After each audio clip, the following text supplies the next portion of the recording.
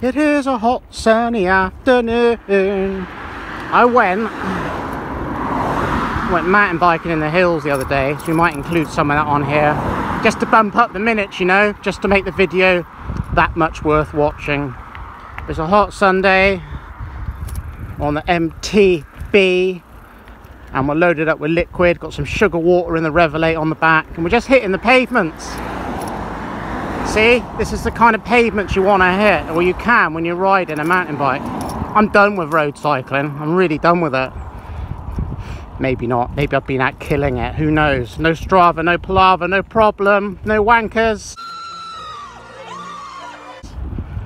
So yeah, looking at the grass, you find all sorts of things. All sorts of things. Treasure, roadside treasure.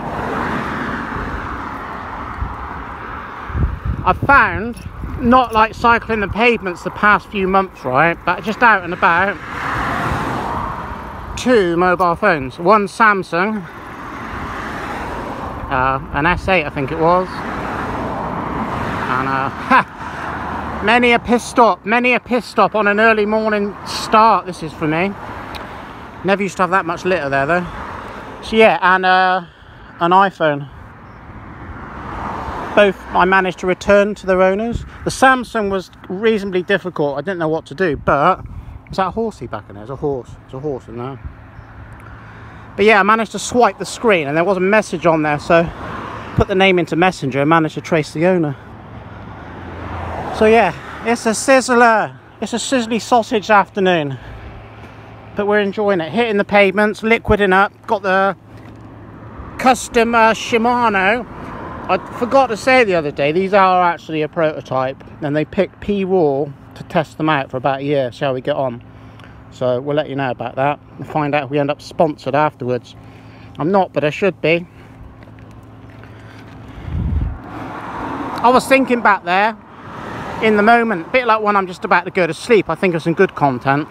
It's almost like about the algorithm and subscriber counts and stuff, and why I can't really not be bothered. But I got a life outside of YouTube and a job, and I'm busy, right? And if you're going to like put effort into YouTube, you do expect a little bit of something back, and that's a growing subscriber base, really. More thumbs up and thumbs down and more comments. So it's not really worthwhile.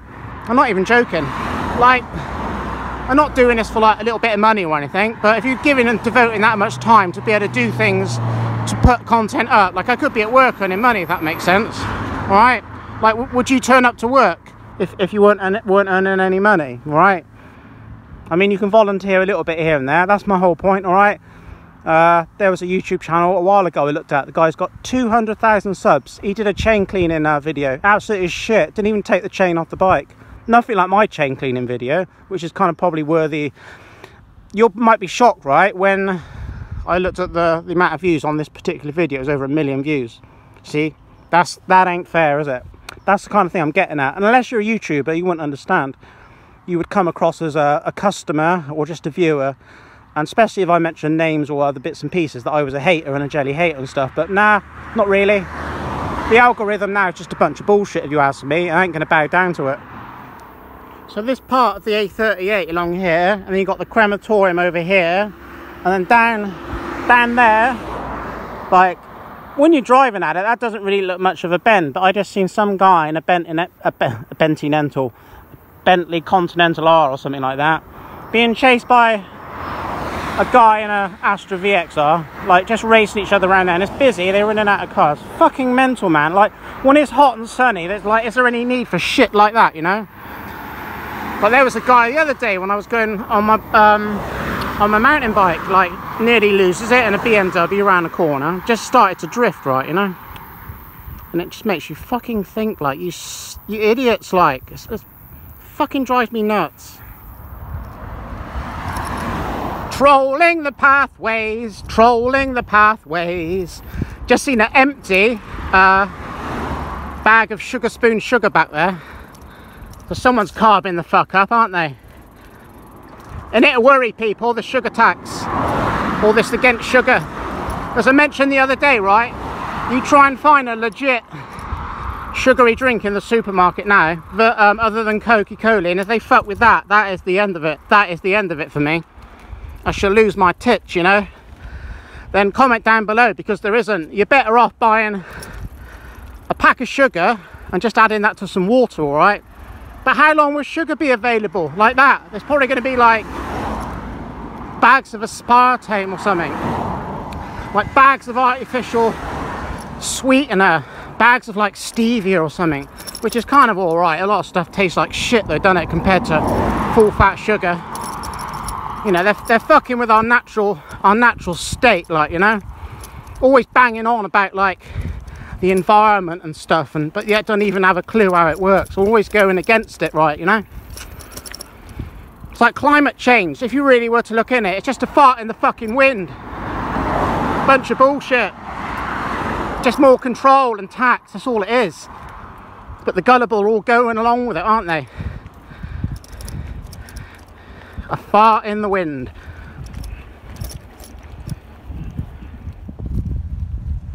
I will say though that a lot of tubers, from how they used to be, just because they've got more subs now, have changed their technique, if that makes sense. It's what you got to be careful of, isn't it? Like, you're seeing content that they wouldn't really be making if they were not as big as they are. It's kind of fake content, just what shall I make next type of attitude, not like real stuff. And you notice that. Also, even like now, right, whipping out and filming part of your ride, but I mean, I know why I'm doing it. I'm just to put up some rant, some babble, some jibber jabber, but also some truth. By whipping out a camera on a ride and what you're doing, it takes away the experience. Even if you just make one video, put it online, it takes away that experience. It's a completely different feeling, and that's strange. That's something I've always found difficult to deal with. Not doing too bad though, am I? The amount of videos I got on here, you'd have to agree. We're now in Pollet, and I think that used to be maybe a village stores. I'm not sure there's another one around here. I'm sure at some point I did stop in there. But point being, where you got like where the shop name would be on the top and that, and then these people start living in like old shops, and you can always tell that this was an old shop. Kind of looks ugly if you ask me. Like it should be totally transformed, like take the roof up or something to make it look like a living accommodation. Yeah, that's just my opinion. There you go. If you're not from Great Britain, well, it's not great anymore, is it? If you're not from the UK, there's a bit of Britishness for you. There you go. Yes, yes, you are worthy. That's an old steel gate, an old metal gate.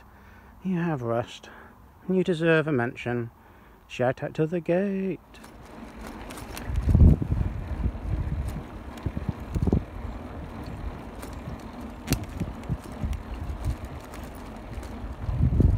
Nothing like hitting the lanes when it's weather like this. Done a bit of that lately, quite a bit of that. TCR, Apidura, Revelate, whatever. Go out all day. Done a few little dry camps here and there. No Strava, no palaver. People might think I'm at all a fly tip. Yes, feature. Double feature in a minute. I expect there'll be another one up here. I think I'm having a go at Strava and people that do it. Not really. It's just like you can get so engulfed in it, thinking you're doing something versus you're not, are you really? Taking away the essence and the enjoyability and the fun aspect of cycling, in my opinion. Like, oh, I've just finished work, I'm going to go for a 20 kilometre smash around the block. Like, really? You know, just because Strava's there. It is, like, you could still do that. Absolutely. But Strava, the online community that love cycling, but then start charging you subscription fees. Like if all you people, me, yeah, I'm to blame, I'm one of them, didn't pay it, they wouldn't charge it, would they? Simple as that, you know. So if you want to pay subscription fees with something that was free, and they would be getting themselves enough money from advertising anyway. If they want to be greedy and have more, that's what it is, isn't it? More, you know, they sell merch, t-shirts and things, God knows what else, easily. But yeah, just money grabbing, just like everyone else. But again, I'll say, people pay it. If you don't pay it, like if everyone don't renew, or does not renew rather, grammar, P-roll, grammar. Trust me, I'm going to speak properly if I try. But if it's an understanding language that the message gets across, so be it. Let's be slack and slang, shall we? And then they might have to redecide their decision. And, you know, it would be only a good one if you could just hop on there and do what you want as you always used to. Strava. Strava. For the noobs, for the amateur pro wannabes, busting around the block, busting their nuts for no reason whatsoever, versus enjoying the ride, to put it up to get a kudos and a comment. Check out my photos with my Cervelo or my carbon copy. Give me some kudos. If I'm not getting kudos, I'm not getting love. I'll cry. Must do better, must ride 100 kilometers more next time, you know. Perhaps I titled my ride wrong, put people off, showed some aggression and hate in my title. Social media, man. Facebook, I came off. What? I mean, yeah, no doubt my profile's still there somewhere. Maybe 3 or 4 years ago now. Facey, Instagram, gone. Strava, gone. I mean, it's still there, it's online. I've just deleted the apps on my phone. Alright. I did Twitter like ages ago. Never really got into that crap. I mean, if anything, right, I only ever got a smartphone because of my YouTube channel, and there is a slight possibility that what I'm holding in my hand now, haha, yes, wouldn't even be this. It would be like, well, I wouldn't even be filming. I'd be using my Sony Ericsson, which I still are using for a phone. It's kind of my pig number, you know, my junk number, where all the NHS jab crap goes to. So yeah, and to be part of YouTube, really, if you want to really perhaps really have a good old go at it, you get on Twitter, you get on Instagram, get on Facey. Have an OnlyFans account, really, showing a bit of leg or something, whatever. I suppose I could do OnlyFans. That might get me some coin, mightn't it? To be able to go and spend it on stuff other than I say I was going to spend it on. Rip all my fans off. See what I mean? So yeah, other than that, we're just YouTube in here. It's all cool. Anyway, shout out to the unjabbed. Hope everyone's doing okay. Hey, hey! When you're on a bike and you stop and see a motorway like that when it's busy, you think, nah, not for me. Don't get me wrong, I've got a car, but I use it as little as possible. I've used it a few times to go up in the hills mountain biking, but the other times I've just ridden up there, go bike packing.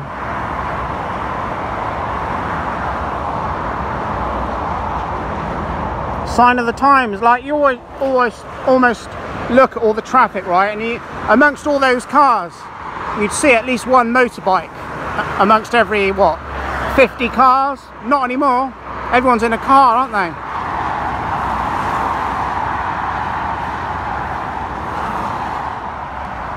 Give a view of the setup here, all in sheer beauty. Such a beauty. I tell you, that Revelate bag's done well. I mean, the newer ones look nice, so they've got some sort of clippage going on, which I'm not liking it. Might be alright, don't know, but I wouldn't be buying it if they sent me one, if you know what I mean. We test it, see how we get on, but I wouldn't invest into it. Velcro strap, can't go wrong. But yeah, good old Trek, bought from Bike Chain, doing well. Shout out to the Bike Chain! Good crew, good crew. Travels by bike. Oh, hang on a minute. 1 minute we're on like nice country lanes, next minute down some seedy little single track that's going to take me God knows where. Murder capital of the world.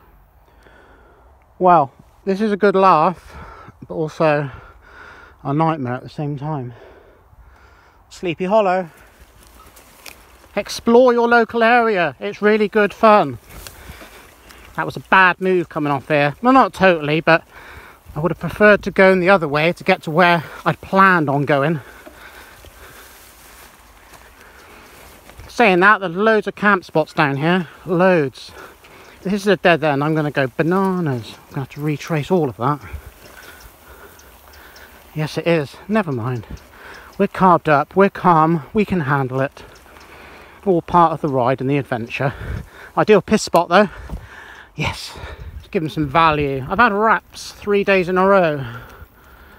3 days in a row. Get some veggies, chop them up.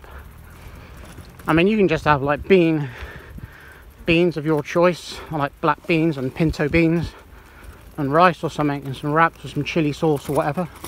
Or nothing, whatever. I don't know. You may even like Marmite, whatever. But yeah, wraps, so easy. So satisfying. What I like about my Trek is it came with an XT rear derailleur. Quality in the mountain bike world.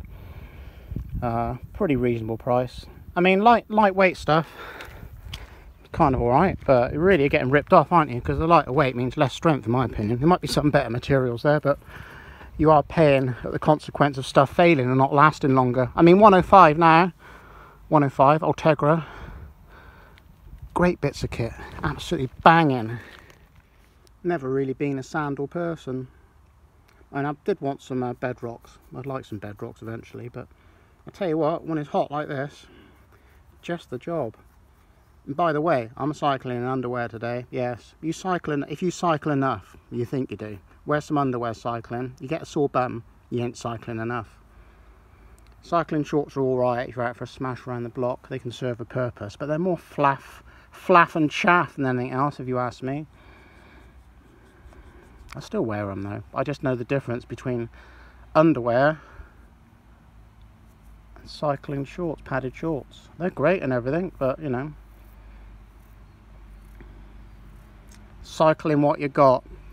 Cycle companies make it more harder than it need be. A lot of it's just marketing BS, alright. I could go out and kick it with the best of them in sandals and pants, trust me.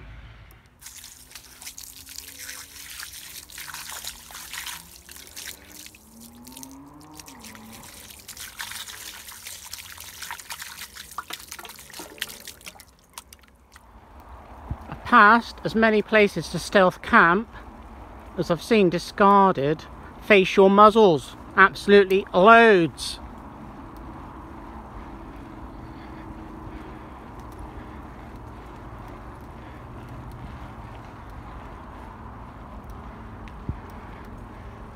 See those bricks they used to build that? Really hard. Don't even know the recipe today. Making crap today, that's what they're making. Isn't it beautiful? Almost as beautiful as the Pantheon, I think it is. The Pantheon in Rome. Check it out. Check out the big dome. Apparently, so they say, made of a single piece. It's got a hole in the top, and I think that hole's about 150 feet off the ground. And when it rains, any rain that does get in the hole will barely reach the tiled floor because of like rising heat and things. It just kind of evaporates before it hits the ground. If it's torrential, the floor will get wet, but then it'll soon dry out again. But no doubt, a structure that in the past they tried their hardest to demolish, but it's still there. Stonework is as pristine as the day it was, I'm going to say made or laid. They don't even know how a lot of these things were made. Like many buildings are a facade, and behind that facade there will be red brick, which is what I mentioned back there on that bridge. Red brick of unknown recipe. I'm not even joking. You try and drill and people have this ancient brick, even with modern technology and masonry bits. It's very hard to actually make a hole in it. Never really noticed that bridge there before. It's pretty old. Maybe a lot older than they tell us. But yeah, look around. It is an interesting subject.